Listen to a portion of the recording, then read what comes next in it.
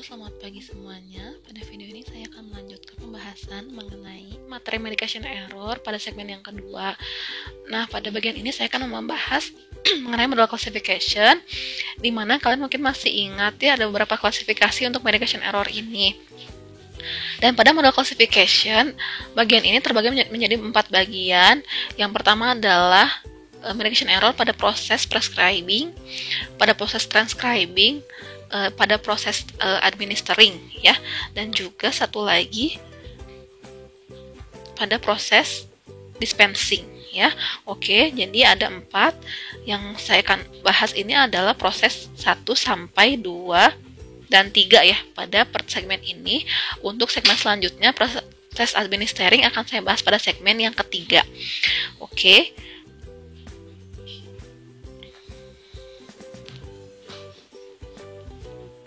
Oke, yang pertama adalah prescribing error. Ini merupakan suatu tahap error yang terjadi ketika proses peresepan. Nah, apa saja yang bisa terjadi pada proses ini? Yang pertama adalah bisa merupakan proses penulisan resep oleh dokter yang tidak memiliki izin resmi atau ilegal ya. Jadi di proses untuk prescribing error ini, farmasi perlu juga memastikan keabsahan dari resep. Setahu saya, kalian sudah belajar ya di mata kuliah farmasetika dasar atau mata kuliah lain yang menilai bagaimana tentang legalitas dari resep tersebut. Yang kedua, bisa jadi berupa error pada saat pemilihan obat atau pemilihan regimen. Jadi bisa saja karena adanya misalkan kondisi yang berbeda dari pasien, apakah itu gangguan ginjal atau gangguan hati, atau misalkan kondisi anak-anak atau lanjut usia, itu yang mempengaruhi bagaimana pemilihan dan perhitungan dosis obat maupun regimen yang diberikan. Nah, ini bisa menyebabkan juga kesalahan pada tahap prescribing. Lalu yang ketiga adalah error pada pemilihan sediaan obat ya. Bisa jadi ini karena informasi yang kurang tepat, maka dipilih sediaan yang tidak pas untuk pasien. Hal ini sering saya temui juga ketika sediaan suspensi maupun emulsi terbatas untuk pasien anak-anak, maka seringkali diberikan langsung tabletnya ya, dan diberikan kepada pasien untuk digerus di rumah. Nah, ini merupakan suatu hal yang sebaiknya dihindari ya, jangan sampai hal ini terjadi. Kemudian selanjutnya adalah error due to untreated indication dan unnecessary drug use. Sebetulnya 2 kategori ini adalah kategori DRP ya. Kalau kalian masih ingat mengenai drug-related problems, maka 2 hal ini merupakan suatu kategori DRP, di mana ada obat yang diresepkan tanpa indikasi yang jelas atau adanya peresepan obat yang tidak perlu ya. Bisa juga ada indikasi yang jelas namun tidak terobati dari resep yang diberikan. Nah, untuk prescribing errors ini sebetulnya bisa tanggulangi dengan cara kita menyampaikan usulan-usulan kita kepada dokter penulis resep atau membuat suatu panduan khusus untuk regimen-regimen tertentu. Misalkan dituangkan dalam formularium di vaskes tertentu ya. Bisa seperti itu. Oke, berikut saya berikan gambaran kembali mengenai contoh dari prescribing error. Saya hanya akan menjelaskan beberapa saja ya. Data-data ini didapatkan dari laporan internasional ya. Jadi kalian bisa melihat di bagian akhir ini akan ada pustaka yang dirujuknya ya. Oke, ini yang pertama adalah wrong dose atau dosis yang salah.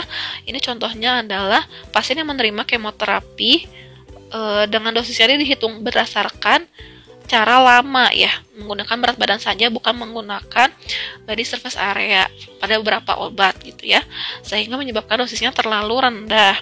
Kemudian ada juga kesalahan rute di mana diresepkannya itu adalah vincristine intravena tapi dituliskannya intratekal ya. Lalu contoh lainnya adalah contoh yang 2 terakhir ini ya. Ini menjadi suatu contoh penting, illegible or ambiguous prescription. Akibat poor handwriting. Nah, kita sering ya menemukan resep yang tidak bisa terbaca. Sebetulnya ketika sistem itu sudah menetapkan computerized prescription, maka hal ini tidak akan terjadi. Tapi ketika belum menerapkan computerized prescription, bisa jadi muncul permasalahan-permasalahan resep tidak terbaca. Apabila hal ini terjadi, saran saya jangan menebak-nebak ya, tapi lakukan saja konfirmasi langsung pada penulis resep. Nah, kemudian yang terakhir ini ada juga contoh drug interaction. Jadi, pada proses persepan ketika adanya masalah interaksi obat dalam satu resep ya, sebelum resep itu dilayani ataupun disiapkan, tentu kan di screening dulu ya. Nah, ketika ditemukan adanya interaksi obat, itu juga termasuk suatu medication error dan perlu dilaksanakan tindakan pencegahan maupun penanggulangannya. Apabila ada kesalahan maupun interaksi yang sifatnya mayor ataupun moderate, itu bisa dikomunikasikan dengan dokter penulis resep terkait. Ya. Nah, berikut adalah contoh dari resep yang tidak terbaca. Nah, coba bisa ditebak tidak tulisannya apa? Mungkin ada yang menebak Fastin ya. Saya sih membacanya Fastin ya. Ini vaksin 20 mg, masing-masing 30. Nah, ini 1. Nah, ini saya tidak bisa membaca bagian ini ya. Nah, sebetulnya apa sih maksudnya resep ini? Oke, mari kita lihat. Jadi yang dimaksud adalah ternyata, mohon maaf, Vasotek. Ya, jauh ya. Vasotek dan Fantin. Nah, ini bisa menyebabkan kesalahan dalam pengobatan.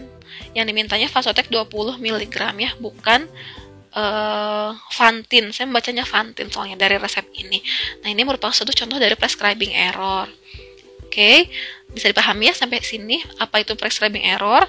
Saya akan lanjutkan pada tahap yang kedua, yaitu transcribing error. Kalau masih ingat, transcribing error ini merupakan suatu error yang terjadi pada proses pembacaan resep. Ya, error in reading prescription. Jadi di sini letak kesalahannya bisa pada apoteker, di mana ketika resep sudah diterima, kita membaca atau mentranskripnya dengan tidak tepat begitu. Jadi terjadi kesalahan dalam proses transcribing.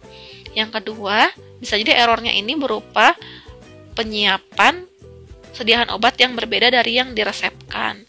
Jadi karena tidak membaca dengan jelas, bisa jadi kita menyiapkan yang diminta adalah sirup, kita menyiapkannya malah tablet misalnya ya. Atau supo, diminta menyiapkannya supo tapi kita malah menyiapkannya tablet. Hal-hal seperti itu bisa juga termasuk transcribing error. Oke. Kemudian kesalahan selanjutnya adalah dispensing error. Untuk dispensing error ini tahap yang terjadi pada saat dispensing. Jadi kalau transcribing tadi kan kita salah menerjemahkan informasinya ya. Nah, untuk yang dispensing ini kita salah menyiapkan. Jadi harap dipisahkan ya, transcribing dan dispensing error ini. Nah, pada dispensing error ini, salah satu kesalahannya bisa jadi berupa penyiapan obat yang rusak. Jadi kita tidak mengecek stabilitas maupun kelayakan obat untuk diberikan kepada pasien. Lalu yang kedua, bisa jadi error karena penyiapan obat yang salah. Ya, ini banyak faktor sebetulnya ya. Suatu studi yang pernah dilakukan dosen farmasi ITB juga, di mana ketika kita meracik obat gitu ya, dan membaginya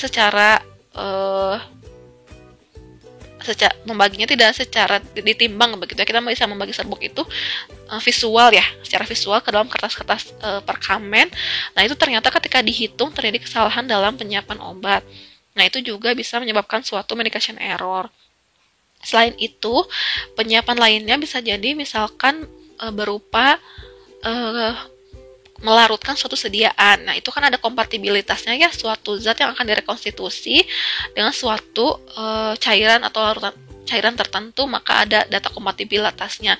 Bisa jadi data obat tersebut tidak kompatibel dengan zat aktifnya yang malah menyebabkan suatu endapan.